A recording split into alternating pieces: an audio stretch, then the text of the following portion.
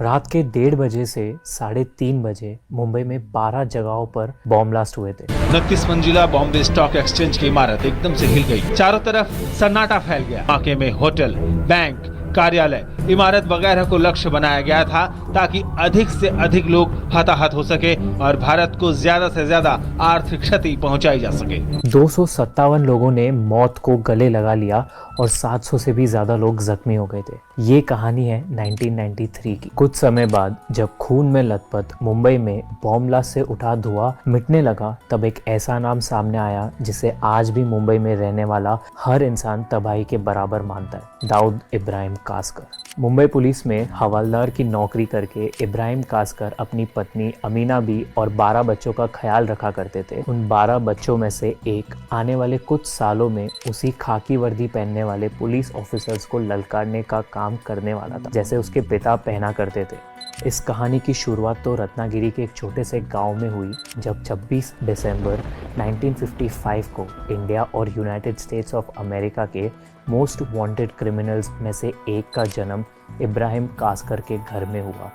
दाऊद ने अपना बचपन सेंट्रल बॉम्बे के डोंगरी इलाके में गुजारा। उसने अहमद सेलर हाई स्कूल में पढ़ाई लिखाई की शुरुआत तो की, लेकिन एक हेड कांस्टेबल की सैलरी में घर खर्चा चलाना ही इतना मुश्किल था, तो 12 बच्चों को पढ़ाना लिखाना तो सोचो कितना ज़्यादा मुश्किल होगा। स्कूल छोड़कर दाऊद ने एक ऐसा रास्ता चुना जिसकी वजह से हज़ारों जिंदगियां बिगड़ने वाली थी। कच्ची उम्र में छोटे मोटे क्राइम्स करके उसने हल्की दहशत फैलाना शुरू कर दिया था, लेकिन इस चिंगारी को आग में बदलने का काम किया बशु दादा ने। मुंबई सिर्फ भारत का फाइनेंशियल कैपिटल नहीं, एक समय में ये शहर देश के ऑर्गेनाइज्ड क्राइम का भी कैपिटल हुआ करता था। बशु दादा ऐसे ही एक लोकल ऑर्गेनाइज्ड क्राइम सिंडिकेट को चलाता था। 1970s में दाऊद ने बशु दादा के लिए काम करना शुरू कर दिया। इनके लोकल क्राइम्स की दुनिया में सब कुछ ठीक चल ही रहा था कि एक दिन बशु दादा दाऊद के पिता इब्राहिम कासकर का अपमान करके मुंबई के सबसे पहले रिकॉर्डेड गैंग वॉर का कारण बन गए। दाऊद ने अपने भाई शबीर इब्राहिम कासकर और कुछ करीबी दोस्तों के साथ हाथ में खाली सोडा बॉटल्स लेकर बशु दादा को रास्ते से हटाने का फैसला लिया। बशु दादा के बहते खून ने खालिद पहलवान के मन को ठंडक पहुंचाई। खालिद पहलवान 6 फीट 2 इंच का एक हट्टा कट्टा डॉन था, जिसका मुकाबला करने की हिम्मत किसी में नहीं थी। If he had to, he could crush anyone's bone with his strength before they could attack him. Khalid पहलवान दाऊद के क्रिमिनल एक्टिविटीज से बंधे किले का सबसे भारी और ताकतवर दरवाजा था, जिसे तोड़कर दाऊद तक पहुंचना यानी मौत को न्योता देने के बराबर था। अपने बड़े भाई शबीर कासकर और खालिद खान को साथ लेकर दाऊद ने मुंबई के आज तक के सबसे इविल और इलीगल बिजनेस की शुरुआत की, the D company. D company gold smuggling, extortion, drug trafficking के साथ शुरू हुई डी कंपनी आने वाले 20 सालों में इंटरनेशनली दहशत फैलाकर इंडिया के सबसे बड़े टेररिस्ट अटैक से जुड़ने वाली थी। 1980s में डी कंपनी पठान गैंग के सामने एक सबसे बड़ी रुकावट बनी खड़ी थी। पठान गैंग अफगानिस्तान से मुंबई तक का सफ़र तय करके इस गैंग को चलाने वाले करीम लाला ने साउथ मुंबई के डोंगरी, नागपाड़ा, भेंडी बाजार और मोहम्मद अली रोड जैसे इलाकों में अपना खौफ फैला रखा था। सट्टा, दारू, सुपारी, ड्रग्स जैसे गैर कानूनी एक्टिविटीज़ में पठान गैंग का नाम सबसे टॉप पर हुआ करता था। But the son was about to set on the Pathan gang. Mumbai के हर गली में सिर्फ एक ही नाम गूंजना शुरू हो चुका था, दैट वॉज डी कंपनी और Dawood Ibrahim. And for the Pathan gang, this meant losing their dominance over the capital of organized crime, Mumbai.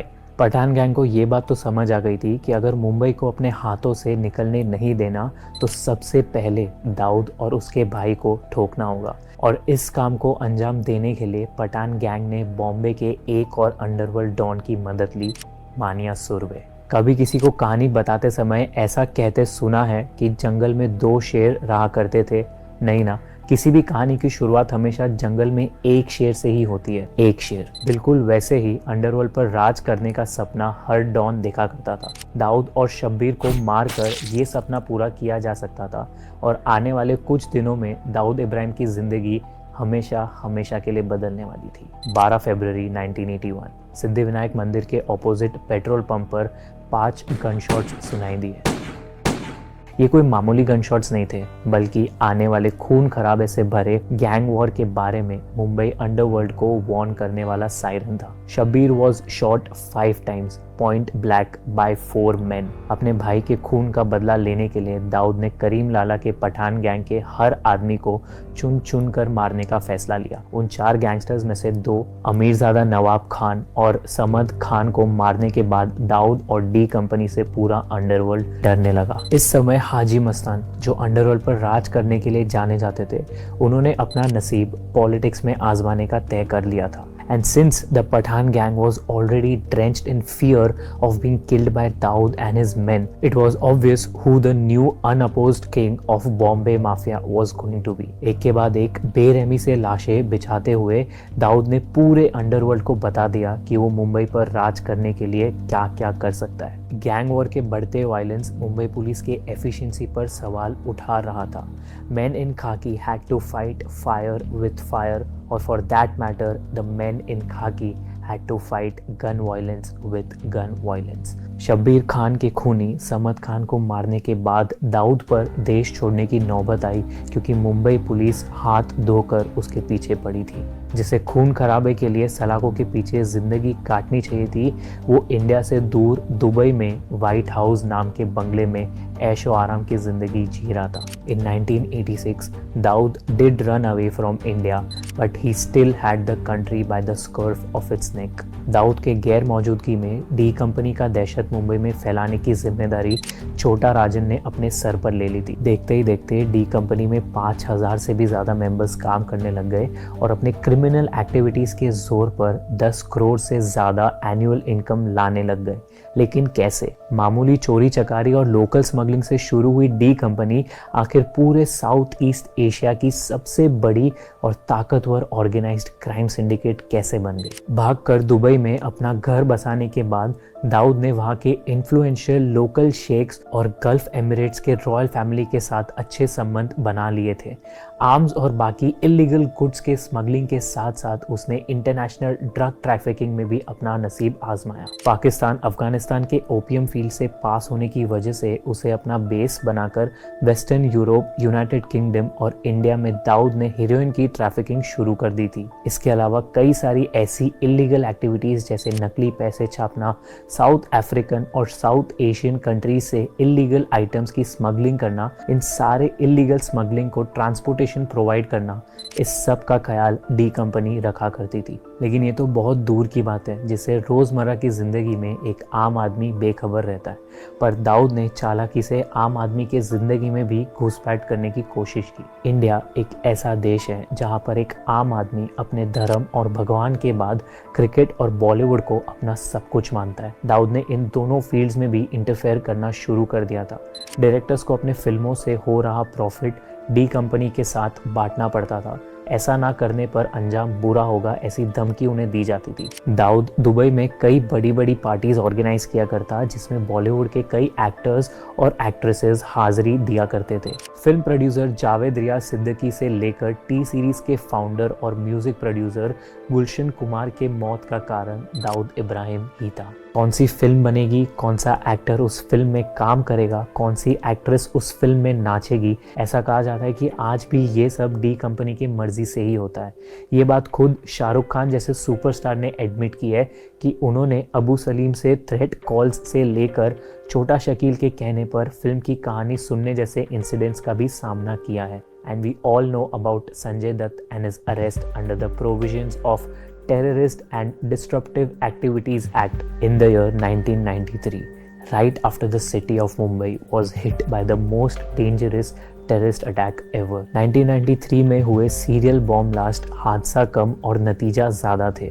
नतीजा 1991 और 1992 में हुए रिलीजियस राइट्स का, जिसने दाऊद को एक गैंगस्टर से मोस्ट वांटेड टेररिस्ट बना दिया। 80s में दाऊद दुबई में रहकर भी टी कंपनी को अच्छे से चला रहा था। 6 दिसंबर 1992 को अयोध्या में बसे बाबरी मस्जिद को विश्व हिंदू परिषद ने प्रोटेस्ट के नाम पर तोड़ दिया। इस इंसिडेंट के बाद पूरा देश रिलीजियस हेट्रेड की आग में जलकर राख होने वाला था। ये बात डी कंपनी तक भी पहुंची और उनके पाकिस्तान के इंटर सर्विसेज इंटेलिजेंस और लश्कर-ए-तैयबा जैसे टेररिस्ट ग्रुप्स के साथ रिश्ता गहरा होने लग गया। देश भर में हिंदू मुसलमान एक दूसरे की जान लेने पर तुले थे। इसी बीच 12 मार्च 1993 को मुंबई में एक के बाद एक 12 बॉम्ब्स एक्सप्लोड हुए।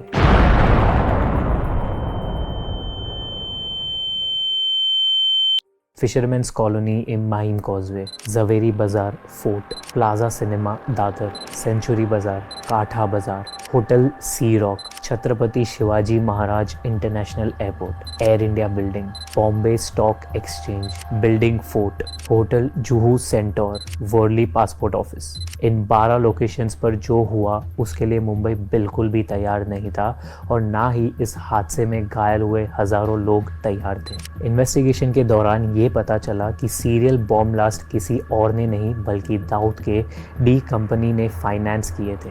जिस देश में उसका जन्म हुआ था उसी देश को नफरत और पैसों के खातिर दाऊद ने तबाही के हाथों सौंप दिया। जब छोटा राजन के कानों में ये खबर पड़ी कि इन बॉम्बिंग्स में दाऊद का हाथ है, तब उसने डी कंपनी के दूसरे हिंदू मेंबर्स के साथ मिलकर एक अलग रास्ता चुना and he formed a Hindu mafia gang. These were his words conducted from an interview in 1994 by India Today. I am bad, but not as bad as the government has made me out to be. I'm not an angel nor an avatar. Even then, I repeat that I'm not involved in this case.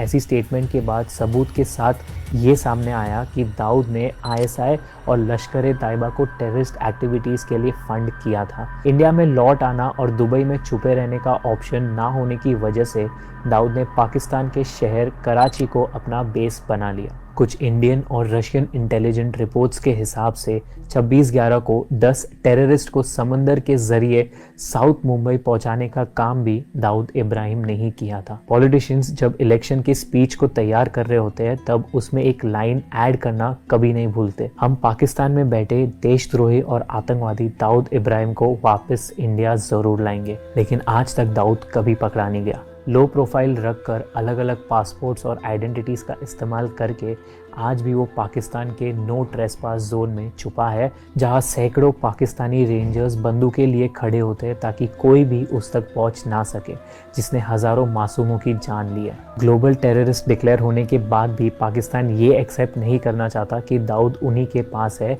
Not as a terrorist और a gangster but a vital intelligence source who keeps them one step ahead of India at all times. सबसे बुरी बात यह है कि इतना सब कुछ होने के बाद भी टी कंपनी का ग्राउंड जीरो यानी कि इंडिया उनके बिजनेस का सेंट्रल पॉइंट बना रहा है। आज भी क्रिकेट से लेकर बॉलीवुड में दाऊद इब्राहिम के नाम का सबको खौफ है। आज भी 1993 और 2008 से घायल इंडियन सिटीजन्स ये उम्मीद लगाए बैठे हैं कि अपने ही देश को तबाही के हाथों सौंपने वाला देशद्रोही दाऊद इब्राहिम भारत लौट आएगा और किए हुए कर्म की सजा भुगतेगा। खाली सोडा बॉटल और नुकीली चूरी से शुरू हुई स्ट्रीट फाइटिंग गैंग का लीडर आज साउथ एशिया का सबसे डेंजरस टेररिस्ट बन चुका है और उसे आज तक कोई पकड़ नहीं पाया। Dawood Ibrahim, the most wanted criminal and a global terrorist, is still hiding.